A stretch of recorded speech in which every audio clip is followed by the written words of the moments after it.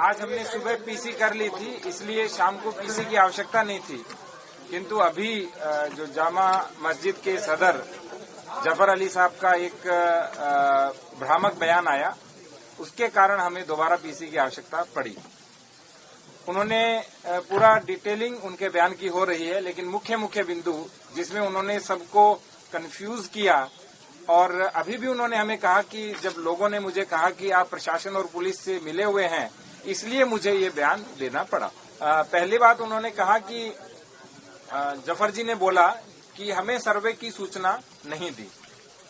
मैं आपको कुछ चीजें दिखाना चाहता हूं। पहली सूचना मैं आपको दिखाना चाहता हूं, ऑनरेबल कोर्ट का ये ऑर्डर है।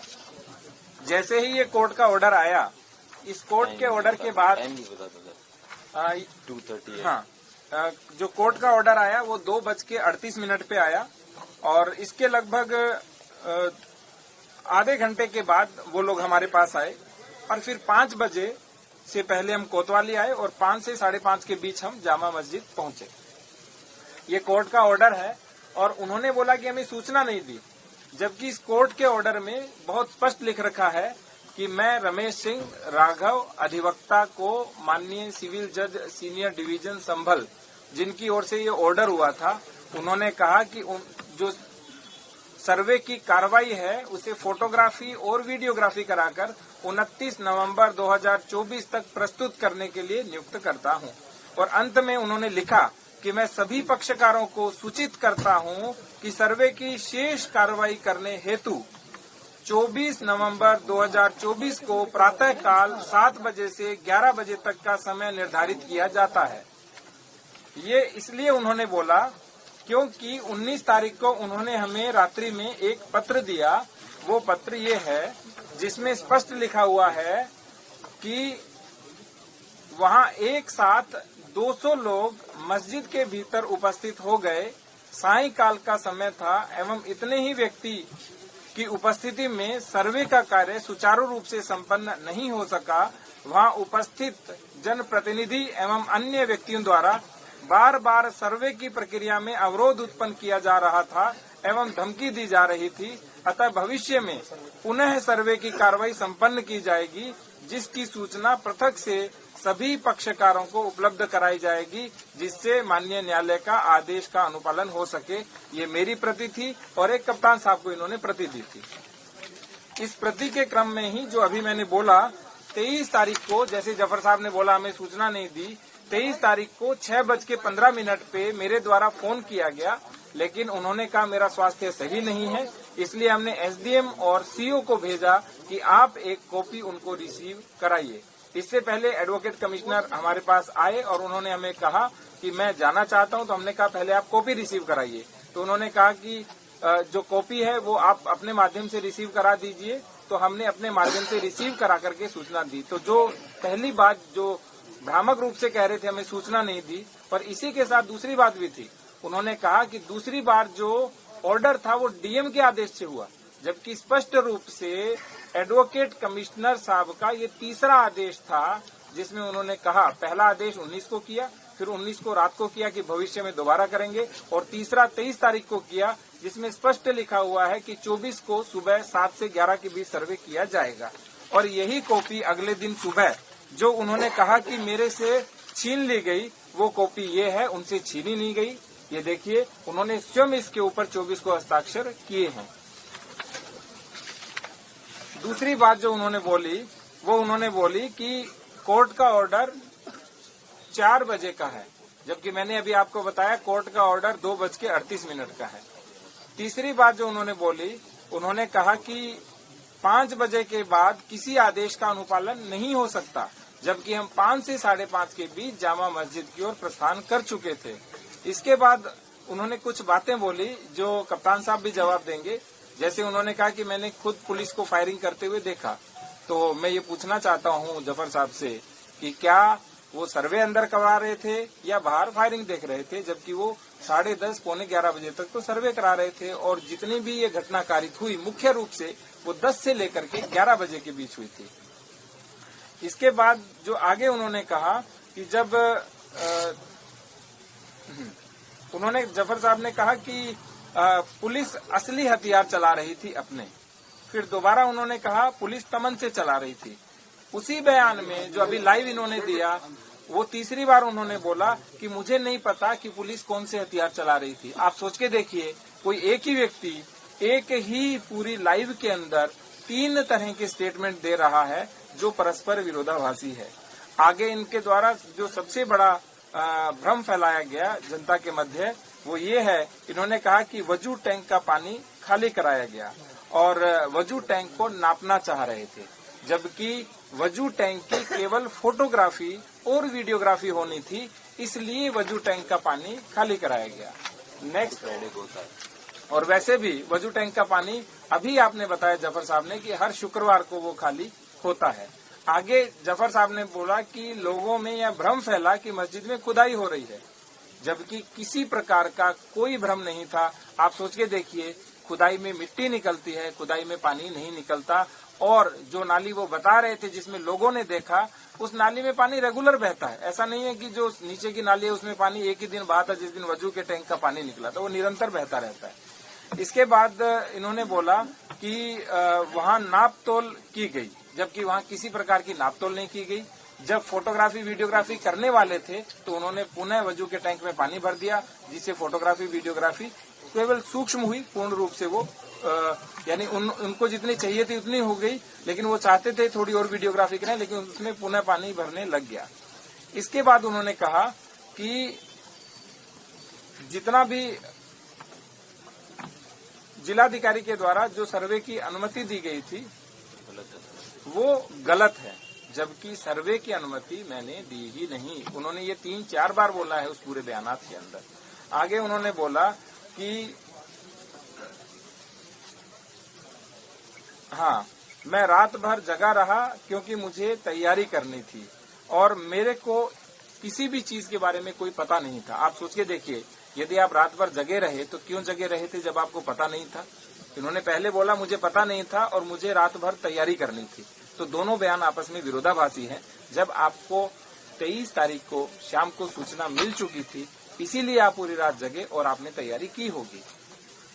इसके बाद जो आगे की चीज है वो कप्तान साहब बताएंगे और प्रश्न होंगे तो हम लेंगे। वजू का पानी कितनी देर के लिए खाली था सर? एक बार ये पूरा हो जाए, पूरा हो जाए। सर अभी एक मिनट पहले, अभी जो जफर अली है उनको अरेस्ट किया गया है। आप एक बार शांत रहिए पहले, उनकी बात कोई बात नहीं, ठीक है। ना ही जफर अली को किसी ने अरेस्ट किया है, ना ही जफर अली को किसी ने हिरासत में लिया है। जफर अली ने जो अपनी वार्ता की, उस वार्ता के क्रम में उनके द्वारा जो विरोधाभास स्टेटमेंट दिए गए, उसके बारे में जानकारी करने के लिए उनको बुलाया गया है और उसी के बारे में जानकारी की जा रही है। ना ही उनको अरेस्ट किया है, ना ही उनको हिरासत में लिया है, ना ही इस प्रकार की कोई ऐसी बात है। लेकिन वो एक पक्षकार है, उनको इस तरह घर से लाना पूछताछ के लिए, तो क्या इससे जो पूरे ये गलत स्टेटमेंट है। उनको फोन किया, फोन करके बुलाया है, आए हैं, वो अपनी इच्छा से आए हैं, उनको कोई उठा के थोड़े लेके आए। आप इस तरीके की बात कर रहे हैं। कितनी गिरफ्तारी हुई है सर पूरे? तो जो इन्होंने एक बहुत ही भ्रामक बात बोली है कि उन्होंने कहा कि मैंने स्वयं सुना है कि जिलाधिकारी, पुलिस कप्तान और डीआईजी ने गोली चलाने के लिए आपस में डिस्कस किया था। पहली बात, डीआईजी महोदय यहाँ पे 11:15 से 11 बजे के बीच आए थे। मैं वहाँ पे 10 बजे से डटा हुआ था। डीएम साहब सर्वे ऊपर पूर्ण करा रहे थे, इनके साथ एडिशनल एसपी साहब, सीओ साहब लोग थे। किसी भी परिस्थिति के अंदर तीनों लोगों के, मैं एडीएम साहब के साथ घूम रहा था, हम कहीं भी किसी परिस्थिति में साथ में थे ही। तो इनके द्वारा ये इस तरीके की बात बताना कि मैंने 3 लोगों को एक स्कीम बनाते हुए सुना है और उसके बाद में, और अगर यहाँ होते तो मैं बताता। स्वयं को मैंने कहा कि आप जब 11 बजे आप नीचे आए हैं, वो अकेले आए थे, तब भी कोई नहीं था। उनको मैंने बोला कि आपकी बात अगर लोग सुनते हैं तो आप मेरे साथ चलिए, और भीड़ से एक बार मैंने अनुरोध कर लिया, मेरी नहीं मान रहे, हो सकता है आपकी मान सकते हैं। तो उन्होंने बोला सर मुझे पत्थर से डर लग रहा है, मुझे हेलमेट चाहिए। मैंने कहा हेलमेट भी दिलवाते हैं। उनको हेलमेट भी दिलवाया गया, उनको अकेले भेजा उस हुड़दंगी भीड़ के सामने। उन्होंने उनके ऊपर भी पत्थर चलाए। जब उनके ऊपर पत्थर चलाए तो वापस आए, बोले सर मैं इनको काबू में नहीं कर सकता।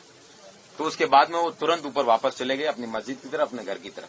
तो उनके द्वारा ये इस तरीके की बात बता देना इसमें एक चीज और मैं एड ऑन करूंगा। लगभग 10:15 साढ़े 10 के बीच जब भीड़ अनकंट्रोल हो रही थी और एक्सटेंड हो रही थी, तब मैंने और कप्तान साहब ने ये निश्चय किया था कि जब डीआईजी सर आ चुके हैं 10:30 पौने 11, तब मैं डीआईजी सर के साथ रहूंगा और इनको एडीएम साथ, ताकि एक मजिस्ट्रेट साथ रहें। ये लोग एकता चौकी वाली गली की ओर निकल गए और हम जो एक रात की मस्जिद वाली रोड है उसके ऊपर हमने एरिया जो एक तरह से एरिया को पुनः अपने कब्जे में लिया, जो पहले जो बलवा कर रहे थे उन लोगों के। जफर अली ने एक और आरोप, अभी बीच में मैं आरोप पढ़ रहा हूँ ना भाई, आप हम सारे आरोप पढ़ रहे हैं भाई, इतनी जल्दी क्यों? बाद में इन्होंने ये भी बताया है कि जनता के द्वारा कोई पत्थर जो है वो नहीं चलाया गया है और जबकि सर्वे का पूर्ण होने के बाद खुद हेलमेट पहन के गए हैं, तो इसमें मैं फिर क्या ही इसमें डिफेंस दे सकता हूँ। हमने फुटेज भी जारी की है किस तरह से जो बलवाई थे उन्होंने कार को तोड़ा। इन्होंने बोला कि पुलिस ने गाड़ियों को तोड़ा है, तो पुलिस वाले पुलिस की गाड़ियों को तोड़ रहे हैं, वो भी मात्र 3 ही गाड़ी है वहाँ खड़ी है, बाकी जनता की गाड़ी है, उनको किसी ने हाथ नहीं लगाया है। तो स्वयं के डिस्ट्रक्शन के लिए ही, जैसा जफर साहब ने बताया है, इससे ज्यादा मतलब एक पॉलिटिकली मोटिवेटेड, सेल्फ मोटिवेटेड, एक कंस्पिरेसी का एक स्वयं को पार्ट एक तरीके से स्वयं वो बना रहे हैं। हम उनको नहीं कह रहे हैं, वो स्वयं अपने आप, अगर उनको इतने ही डाउट थे, क्वेश्चंस थे, it should have come yesterday only. कल ही उनको आके अपना डाउट हुआ, प्रॉब्लम हुई, जब इश्यू हुआ उसके बाद में आके बताते कि मेरे साथ इतनी प्रॉब्लम्स हुई हैं। या फिर जब उनको सर्वे के लिए बताया तब भी मीडिया थी। मीडिया हर समय अपना स्टेटमेंट वो कभी भी दे सकते थे, लेकिन उन्होंने कब नहीं चूज किया। लेकिन आज जब कुछ लोगों के ऊपर एफआईआर हुई है, अब जब उनको लग रहा है कि मेरी इमेज है वो खराब हो रही है, तो मैं आके पुलिस के सामने पुलिस के खिलाफ या प्रशासन के खिलाफ बयान दूं, उससे मेरी इमेज ठीक हो जाएगी, उससे इमेज ठीक नहीं हो सकती है। उनके द्वारा ये कहना है कि पुलिस के हाथ में देसी कट्टे थे जबकि ये भ्रामक ही नहीं है। हम लोगों के पास अपनी टीएसएम, टीयर स्मोक म्यूनिशन बिल्कुल थे, पंप एक्शन गन थी हमारे पास जो एसआरपी के जो आरआरएफ है उनके जो असले हैं, उनके जो असले होते हैं वो थे। लेकिन जो इनकी तरह बताया कि देसी कट्टे थे, हम पुलिस, एक यूपी पुलिस बहुत ही प्रोफेशनल फोर्स है। It is one of the largest police force of the world, it is the largest police force of the world and I am very proud to be part of it. और इस तरीके के भ्रामक बयान पे, जिसमें ये जहां पे दंगाइयों को सपोर्ट करने का जो स्टेटमेंट दे रहे हैं कि पुलिस ने, क्योंकि जब ये पता चल गया, ये प्रूफ हो गया ऑलमोस्ट कि जो लोग जिनकी डेथ हुई है वो 315 बोर या इस अन्य प्रकार के एमएम के बोर के या बुलेट से हुई है, तब ये बता रहे हैं कि पुलिस वालों के पास कट्टे आ गए हैं। मतलब किसी भी तरीके से कि पुलिस को उसका पार्ट बनाया जाए कंस्पिरेसी का, उसके लिए भरपूर प्रयास इनके द्वारा किए गए हैं। इनके द्वारा ये भी बताया गया है कि अच्छा, पोस्टमार्टम में भी एक चीज क्लियर करना जरूरी है। वैसे पोस्टमार्टम की कॉपी जो है, जो जिनके बच्चे या जिनके लोगों की परिजनों को है वो उपलब्ध करा दी जाएगी, उसकी जो सत्यापित कॉपी है, जो कि एक लीगल प्रोसीजर है, होना चाहिए। लेकिन ये किसी भी ऐसे समय पे दंगाई और पुलिस 100 से 150 मीटर की कम दूरी पे कभी भी कहीं पे नहीं थे। वो सारे के सारे वहाँ पे टाइम्स नाउ के भी लोग थे और भी कई तमाम प्रकार के टीवी चैनल थे, वो सब लाइव कवरेज उसको देख रहे थे। तो ये बताना कि पुलिस द्वारा एकदम क्लोज रेंज में खड़े होके या उनको मारना या फिर तमंचे से 100 मीटर दूरी पे फायर कर देना, ये अपने आप में सवाल उठाता है इस तरीके की चीजें। इनके द्वारा ये कहना कि पुलिस ने गाड़ी स्वयं जलाई, जबकि आपको दिन में ही हमने ड्रोन के फुटेज और विभिन्न फुटेज दे दिए गए हैं, जिसमें दंगाइयों की भीड़ है वो करीबन 6 से 7 वाहनों को इन्होंने जलाया है।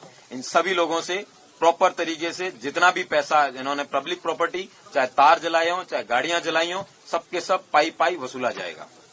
और कुछ फुटेज और जारी किए जाएंगे उसके क्रम में, ताकि आपको पता चले उस समय की रियलिटी और क्या थी।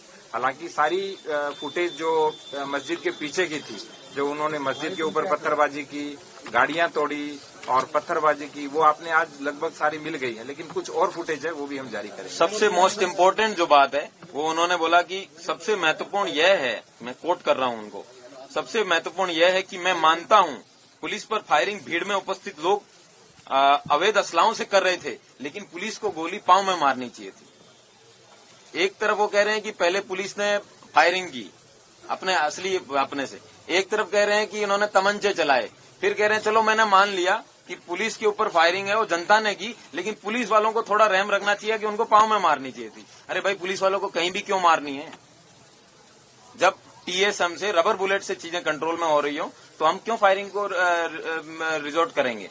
बट इस तरीके के बयान इनके द्वारा दिए गए हैं, ये नॉट ओनली भ्रामक है बट शोज की किस तरीके से कंस्पिरेसी का एक पार्ट होने और उन लोगों को जिन लोगों को मुलजिम बनाया गया है उनको किस तरीके से मीडिया की तरफ से प्रेशर या सोसाइटल प्रेशर के माध्यम से उनको बचाया जा सके और जिन पुलिस कर्मियों को जिनको चोट लगी है उन लोगों से किसी प्रकार की सिंपैथी ना होगी, बजाय कि सिर्फ और सिर्फ जो पत्थरबाज है जिन लोगों ने दंगा करने का प्रयास किया है उन लोगों की सिंपैथी के लिए इनके द्वारा स्टेटमेंट दिए गए जो कि बहुत ही खेदजनक है।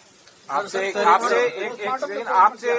एक रिक्वेस्ट करूंगा, जो उन्होंने बयान दिया उसको कृपया करके विवेकपूर्ण तरीके से 3-4 बार सुनिए। ये जो पंक्ति है आपको पहली बार में पकड़ में आ जाएगी। उन्होंने स्वयं कहा कि दंगाइयों की ओर से फायरिंग हो रही थी, ये उन्होंने स्वयं बोला और स्वयं ही बोल रहे हैं कि पुलिस भी फायरिंग कर रही थी। कभी बोल रहे हैं कि पुलिस अपने असले से फायरिंग कर रही थी, कभी बोल रहे हैं कि तमंचे से फायरिंग कर रही थी। इसका अर्थ ये है कि ये जब भ्रम फैला रहे थे, क्योंकि जो भ्रामक व्यक्ति होता है, जो सच नहीं बोल रहा होता है, उस व्यक्ति के पास कोई चीज एक तरह से क्या मैं बोलूं, क्या नहीं बोलूं, क्या सही है, क्या गलत है, तो बीच में सही गलत चीजें निकलती रहती है। तो इन्होंने स्वयं बता दिया कि जो दंगाई थे वहां से फायरिंग हो रही थी। इनकी मैं रिक्वेस्ट करूंगा एक बार फिर उसको आप ध्यान से सुनिएगा। सर एक सवाल ये है, अभी सर आप जितने भी आपने बात की है उससे एक बात ये स्पष्ट है कि पुलिस की तरफ से या प्रशासन के किसी भी अधिकारी की तरफ से गोली चलाने का कोई आदेश नहीं था, किसी भी तरीके का कोई आदेश नहीं था। यानी जो वीडियो आए हैं, अगर कोई पुलिसकर्मी, क्योंकि अभी 24 घंटे हुए हैं, जांच आपकी भी चल रही है, आप भी इतनी जल्दी सभी तथ्यों पे नहीं पहुंच सकते, ऐसे भी विजुअल्स हैं जिसमें पुलिसकर्मी गोली चलाते दिख रहे हैं। यानी अगर उन्होंने ऐसा किया है तो उनके पास कोई आदेश नहीं था। नॉन लिथल वेपन्स हैं, उनको प्रयोग करने का आदेश है, वो डीएम महोदय द्वारा दिया गया था, उन्हीं वेपन्स को प्रयोग किया गया है। कई वीडियो हैं सर जिसमें पिस्टल से गोली चलाते दिख रहे हैं। अब आप उसको अगर कोई आपके पास कोई इंसास चलाते हुए अगर आपको कोई व्यक्ति दिख रहा है, ठीक है, और इंसास से कोई फायर हुआ है, अगर आपको दिख रहा है तो आप बिल्कुल लाइएगा, उसको भी विवेचना में सम्मिलित किया। तीन लोग जो मौत में साफ तौर पे दिख रहा है कि एक पिस्टल से जो है वो सीने सर के ऊपर से गोली पिस्टल नहीं है, उसको कम से कम उसको 5-6 बार क्लियर कर दिया गया है। वो पिस्टल नहीं है, वो रबर पैलेट गन है और उसको क्लियर कर दिया गया है और दोबारा क्लियर कर दे रहा हूँ, वो पिस्टल नहीं है। 4 लोगों की जो मौत हुई है सर, वो क्या पुलिस की गोली से हुई है या उपद्रवी से हुई? 4 की मौत हुई है।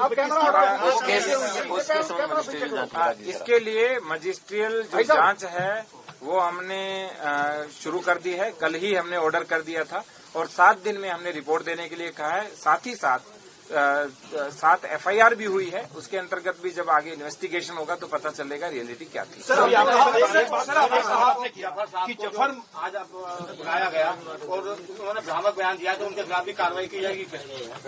अभी सम्मानित व्यक्ति हैं वो हम उनको समाज के सम्मानित व्यक्ति मानते हैं। वो चाहे हमारे खिलाफ कितना भी भ्रामक, कितना भी गलत बोलने का प्रयास करें, कुछ भी कुत्सित प्रयास करें, लेकिन हमारे मन में किसी व्यक्ति के लिए सम्मान है। वो सम्मानित व्यक्ति है, वो सम्मानित रहता है। वो अपने सम्मान को गिराए वो एक अलग बात है, लेकिन हमारे मन में उनके सम्मान को हम नहीं गिराए। आपने जितनी बातें कही है, जितनी बातें आपने कही है, तो क्या मुझे कोई कानूनी कार्रवाई नहीं बन के खिलाफ, मलिक साहब के खिलाफ जो आपने बातें कही, भ्रामक बातें कही उन्होंने भ्रामक बात कही, हमने उसका खंडन कर दिया। इससे अच्छा क्या हो सकता है? उन्होंने आपके सामने बताया था, हमने भी आपके सामने।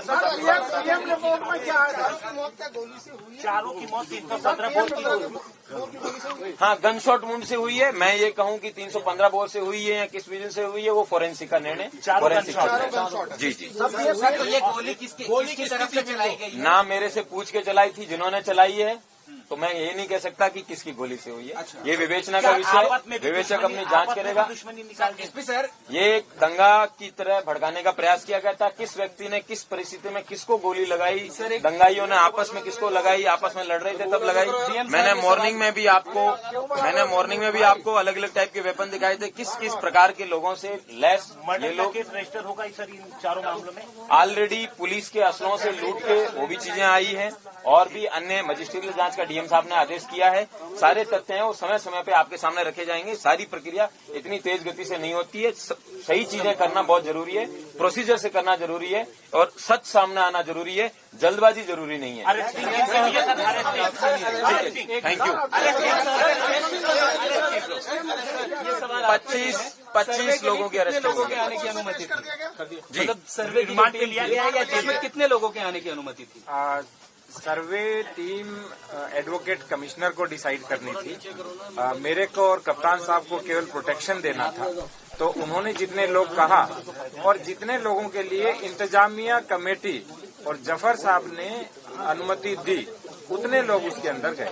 अभी मस्जिद है वो, धार्मिक शरीफ रहे से वीडियो आए हैं कि वहाँ से धार्मिक नारेबाजी करते हुए लोग बाहर निकल रहे हैं। क्या वो क्लियर करना जरूरी है? मैं फिर उस न्यूज का खंडन करना चाहूंगा। आपने बहुत अच्छा किया, मुझे याद दिला दिया, हम भूल गए थे, उसका भी खंडन करना था आज। वो जो नारेबाजी हुई थी, जब लगभग 10:15 के बाद पत्थरबाजी चारों ओर से जो दंगाई पत्थर फेंक रहे थे, वहां जब चारों ओर से भीड़ हो गई थी, तो जो अन्य समुदाय था उनकी गली जो जामा मस्जिद के बिल्कुल सामने पड़ती है, उससे निकाला गया। वो जो फुटेज हैं वो आते समय के नहीं हैं। अगेन आई विल रिपीट, वो जो फुटेज हैं वो आते समय के नहीं हैं। वो जब जा रहे थे 10:15 साढ़े 10 बजे के आसपास, तो उस समय के हैं और उनको और चौकी से आगे के हैं, जो सरथल चौकी से आगे के। हो सकता है उस समय इन लोगों को कुछ लोगों ने देखा हो और उनके साथ वो नारेबाजी करते हुए फिर कोतवाली की ओर उन्होंने प्रस्थान किया हो। जबकि फिर मैं आपको कहूंगा तो वो 10:30 बजे के बाद के हैं, उससे पहले का कुछ भी नहीं है। एक आखिरी सवाल है मेरा, एक आखिरी सवाल बस सर कि जो जैसा कि आप बता रहे हैं कि सेल्फ डिफेंस में भी क्या पुलिस की तरफ से कोई गोलियां नहीं चलाई गई? पूरे हिंसा में जो मेरे संज्ञान में जहां मैं खड़ा था वहां नहीं चलाई गई है, बाकी मजिस्ट्रेट जांच सर, आप लोगों की बातों से ये स्पष्ट है कि पुलिस ने गोली नहीं चलाई, लेकिन 4 लोगों की मौत हुई है, वो किसी न किसी परिवार का हिस्सा थे। बिल्कुल है। कोई कमाने वाला था, कोई बेटा था। क्या डिस्ट्रिक्ट एडमिनिस्ट्रेशन कोई कंपनसेशन या किसी तरीके से उन पीड़ित परिवारों की मदद करेगा उन्होंने अपनों को खोया है? हम पहले मजिस्ट्रियल जांच करवा रहे हैं, within a week report आ जाएगी और उसके बाद जो भी शासन की ओर से अनुमन्य होगा वो हम करेंगे। जो भी शासन की ओर से अनुमन्य होगा। सर, क्यों साहब ने एक आरोप साफ लगाया है कि सर्वे के जो कोर्ट के ऑर्डर थे वो सिर्फ वीडियोग्राफी और फोटोग्राफी की थे, लेकिन उनका आरोप यह है कि वहाँ मेजरमेंट कराया गया है, उसको होश का पानी खाली करा के। इसमें कहाँ तक सच्चाई है? आपसे मेरा रिक्वेस्ट रहेगा, उन्होंने एक और आरोप लगाया, आपने फिर मुझे एक चीज और याद करा दी, क्योंकि मैंने उनका जो वीडियो था वो 2 बार देखा। उन्होंने बार बार कि सीओ और एसडीएम ने ऐसा किया, सीओ और एसडीएम ने ऐसा किया, जबकि SDM is for security there, CO is for security there and EO is there for यदि किसी प्रकार की क्लीनिंग की कोई आवश्यकता है, इसलिए वो वहां थे। तो आपको मैं फिर कहूंगा, किसी ने कोई पैमाइश नहीं कराई। वीडियोग्राफी ऑनरेबल कोर्ट के सामने हम प्रेजेंट करेंगे, वो जब आपको देखने को मिले तो आप उसमें देखिएगा क्या किसी के पास कोई इंची टेप या आजकल लेजर का कुछ नहीं। सर, इनको सर्वे की एक बार महोदय मेरा निवेदन है, आप सर्वे को गूगल कर लीजिएगा, सर्वे की डेफिनेशन क्या है पता चल जाएगा कि व्हाट डज सर्वे मीन। आपको ये सवाल पूछने की आवश्यकता नहीं होगी।